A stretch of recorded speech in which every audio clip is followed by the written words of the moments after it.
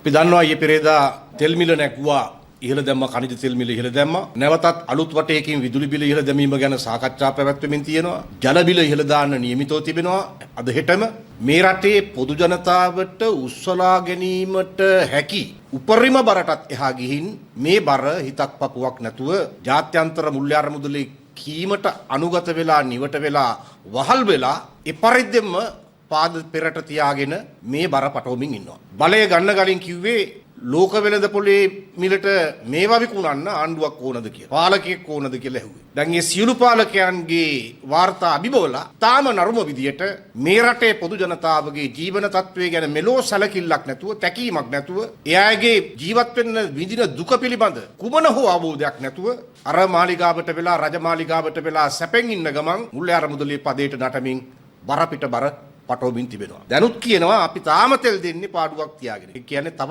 වටයකින් දෙකකින් ඉතා අධික මිලකට ඩීසල් සහ පෙට්‍රල් ඇතුළු සියලු ඉන්ධන ඉහළ දාන්න තමයි ඔය කුරුමානන් අල්ලන්නේ නහයෙන් අඬ අඬ එන්නේ. දැන් මේගොල්ලෝ අපි දන්නවා මේ රටේ ප්‍රධාන වශයෙන්ම අපි මුහුණ පාලා හිටියේ විදේශ රටවලින් ගත්තු ප්‍රධාන වශයෙන්ම බැඳුම් කරන අය. පෞද්ගලික ණය හිමියන්ගෙන් ගත්තු අධික පොලි අනුපාතයට ගත්තු ඒ ණය ගෙවීම සඳහා ප්‍රමාණවත් විදේශ විනිමය ආදායමක් නොමැතිවීම පිළිබඳ අර්බුදයකටයි අපි මුහුණ දුන්නේ. වෙන අර්බුදයකට නෙවෙයි. ඒ ප්‍රමාණවත් විදේශ විනිමයක් නැති අර්බුදයට මුහුණ දුන්නම අපේ උපාය මාර්ගික අරමුණ වෙන්න ඕනේ ඒ ප්‍රමාණයටත් වඩා වැඩි විදේශ විනිමයක් උපයන දිශාවකට අපේ රට ගමන් කරවීම. ඒක හරි සරලයි. එක පැත්තකින් ලබාගෙන තිබෙන පුද්ගලික ණය හිමියන්ගෙන් ලබාගෙන තිබෙන ණය ප්‍රමාණය අපට ගෙවිය හැකි ප්‍රමාණයකට ආකාරයකට ප්‍රතිව්‍යුහගත කරණය කරගන්න උත්සාහ කරන්න ඕන. ඒක සාර්ථක වුණත් නැතත් අපි අපේ විදේශ විනිමය උපයන ප්‍රමාණය ඉහළ දමා ගන්න ඕන. දැන් අද වෙලා තියෙන්නේ විදේශ විනිමය උපයනවා නෙවෙයි. උපයන සොච්චමත්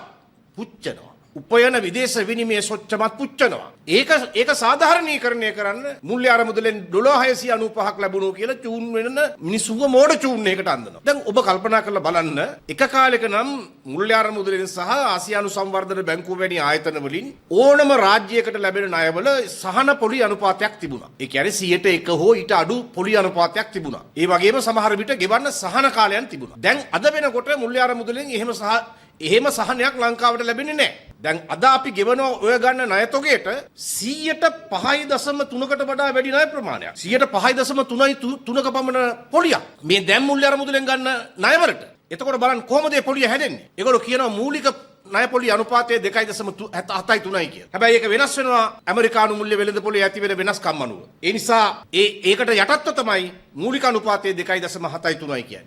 ඒකට එකතු වෙනවා 102ක දඬුවම් අධිභාරයක්. ඊළඟට ඒකට එකතු වෙනවා ඒ කියන්නේ අපි ඒ 102ක දඬුවම් අධිභාරය එන්නේ අපි ශ්‍රී ලංකාවට හිමි මුල්‍ය අරමුදලේ ණය කෝටාවෙන් 300කට වඩා අරන් හින්දා.